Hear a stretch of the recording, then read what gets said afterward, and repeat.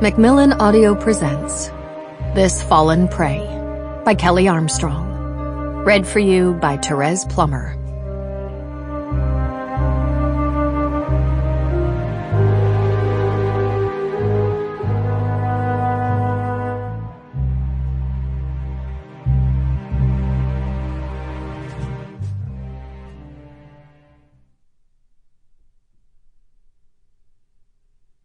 Chapter 1.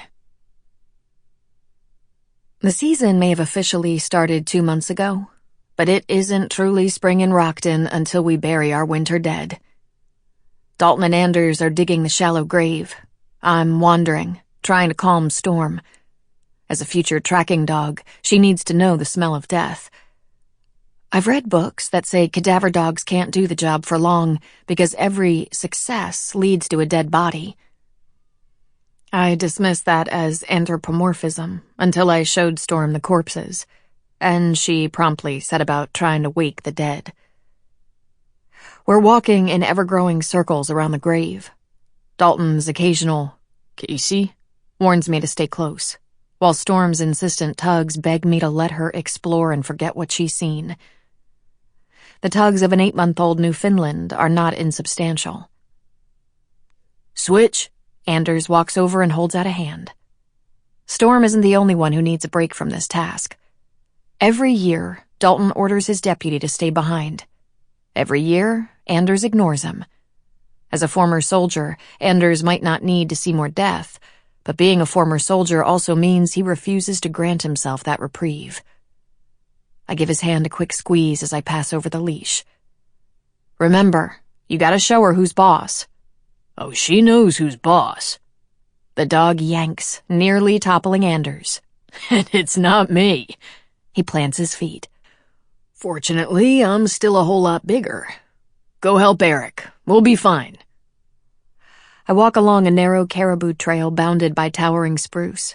Green shoots have snuck up in patches of sunlight, and the air smells of a light shower, the rain already evaporating.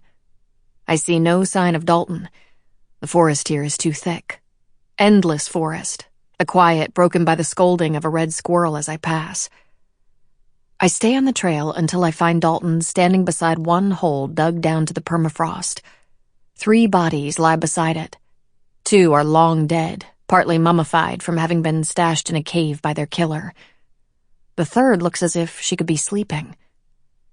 Sharon was the oldest resident in Rockton until we found her dead of a heart attack this morning, prompting Dalton to declare the ground soft enough to bury our winter dead. A shallow grave, unmarked. As a homicide detective, I should be finding these, not creating them. But this is Rockton.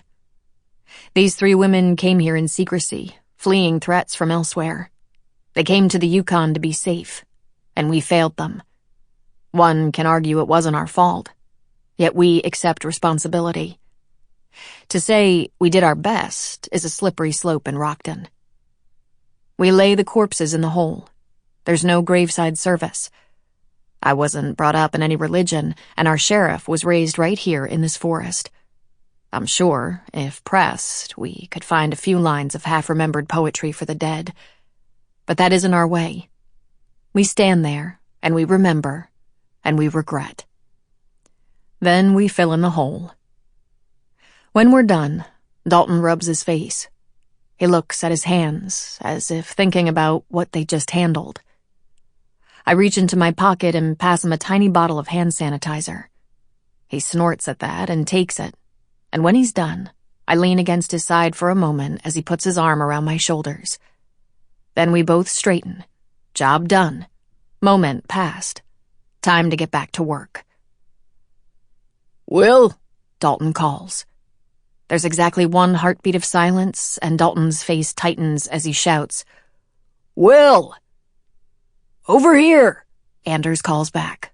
"Pup found herself a rabbit hole, and," a grunt of exertion, "and she really wants Bunny for dinner."